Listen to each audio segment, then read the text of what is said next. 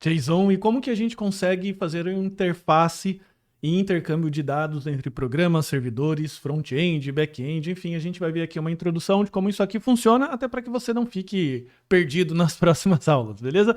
Vamos lá então. O JSON. O JSON é o acrônimo de JavaScript Object Notation e é um formato baseado em texto padrão para representar dados estruturados e com base na sintaxe do objeto JavaScript. Então, se você não faltou na aula de objetos do JavaScript, brincadeiras à parte, você vai ficar bastante em casa, bastante inteirado de como que é esse formato, de como que ele funciona na prática, beleza?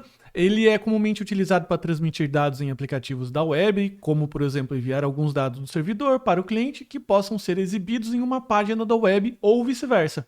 Então, todo esse intercâmbio de informações entre um programa front-end que está lá no navegador ou está lá no mobile, enfim, com o servidor, acontece 99,9% das vezes no formato JSON, beleza? E é um formato bastante tranquilo de entender, como a gente vai ver agora nas próximas aulas.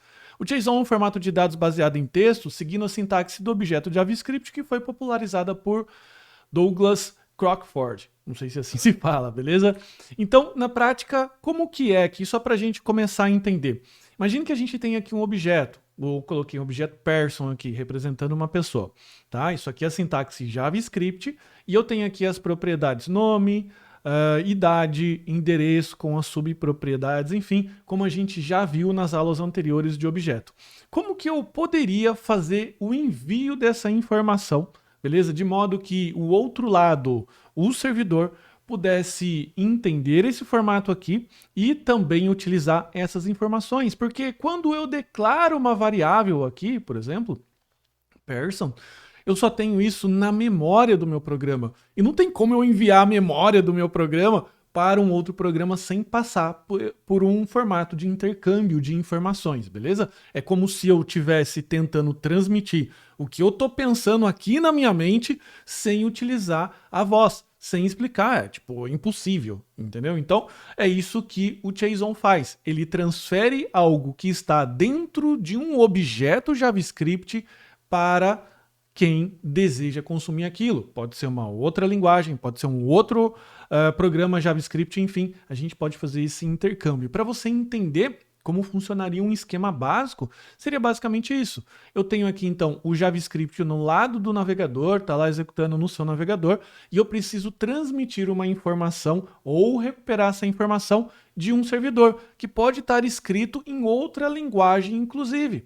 Pode ser um PHP, pode ser um Ruby, pode ser um C# e também pode ser um JavaScript. Como eu disse, a const, né, a constante, ela está morando, está vivendo dentro da memória desse cara. E não tem como eu transferir isso sem um processo de intercâmbio de dados, beleza?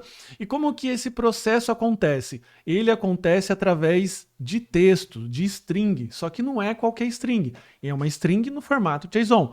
Então, tudo que eu preciso fazer quando eu quero transferir isso para alguém que interessa, é fazer o processo que a gente chama de stringify, que a gente pega aquela constante que a gente viu, por exemplo, e passa por um processo de stringify, isso vira um texto, uma string, que eu posso enviar no formato JSON para o servidor, que daí ele vai fazer a função reversa, que é chamada de parse, e vai recuperar esses dados e colocar na memória dele para poder utilizar. Daí eu posso colocar isso dentro de uma constante, de uma variável, enfim, aqui desse outro lado. Posso trabalhar com JavaScript e JavaScript aqui? Posso. São dois sistemas, dois programas que estão convivendo em separado, e por isso que é importante que eu tenha esse formato aqui. Beleza? E como é que a gente pode fazer essa conversão e essa desconversão?